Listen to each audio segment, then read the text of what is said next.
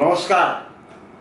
सब থেকে আগে পুরো বিশ্বে থাকने वाला প্রত্যেক সনাতনী ভাই বোনকে আমার নমস্কার এবং আমার প্রণাম। আর যত বুজুর্গরা আছেন তাদের পা ছুঁয়ে আমার প্রণাম এবং নমন। আমি বলতে চাইছিলাম আজকে ভিডিওতে কি রাষ্ট্রবাদী পার্টি যেখানে আসে ওখানে কেবলমাত্র পরিবর্তন, খুশি আর খালি যোজনা আসে।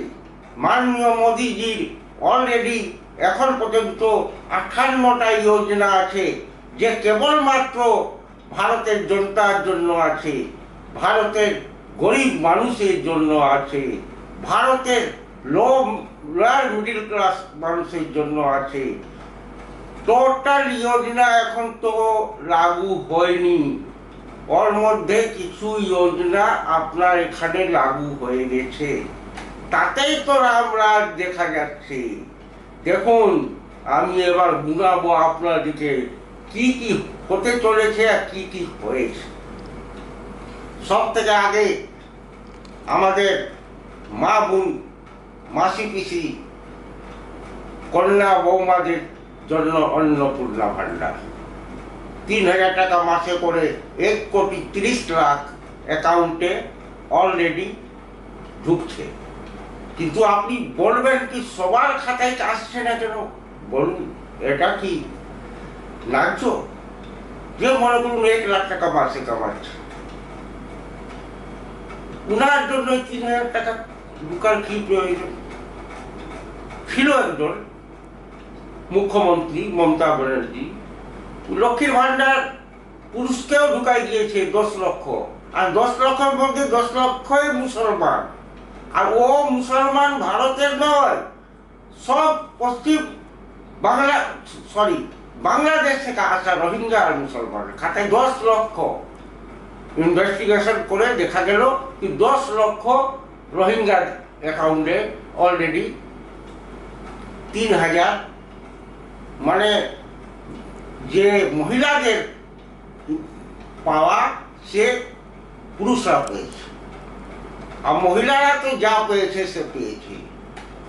এই জন্যই আপনারা মনে করবেন না কি আমাদের খাতায় যে সম্পন্ন আছে, ভগবান যাকে সব দিক দিয়ে ঠিক রেখেছেন আর্থিকভাবে, তার জন্যই 3000 টাকার কোনো মানে রাখে না।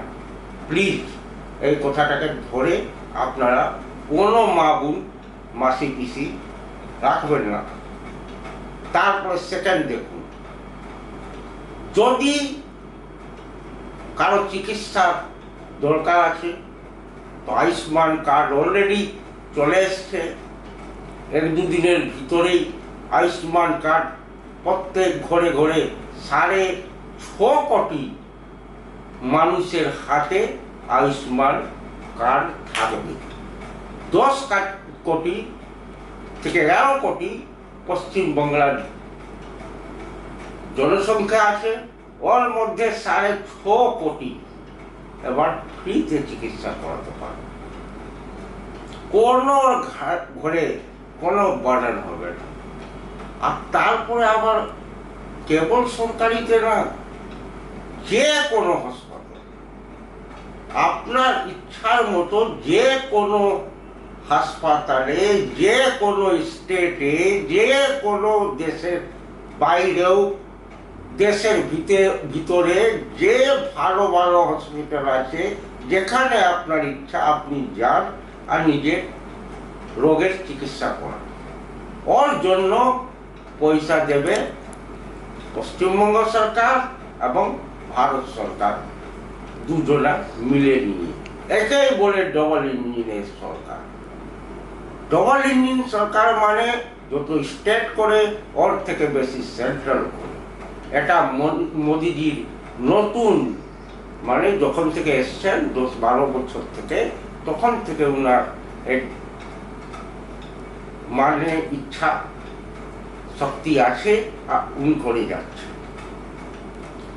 যখন করোনায় উনি ফ্রিতে রাশন দিয়া চালু করলেন, যাতে কেউ খিদায় যেমনি না মরে, এখন পর্যন্ত ওটা চালিয়ে যাচ্ছেন। ওটা একটা ওয়ার্ল্ড রেকর্ড আছে কি এত জনকে, 1 কোটি মানুষকে ফ্রিতে রাশন দেওয়া, এই কাজ দুনিয়ার মধ্যে কোনো দেশ আস্তক্য করেনি যে মাননীয় মোদীজি করেছে।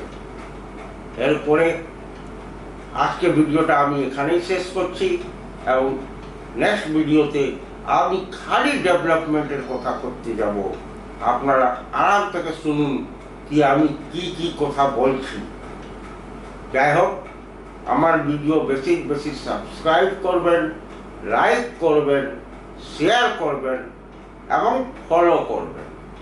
ভারত মাতা কি জয়, বন্দে মাতরম, জয় শ্রী রাম।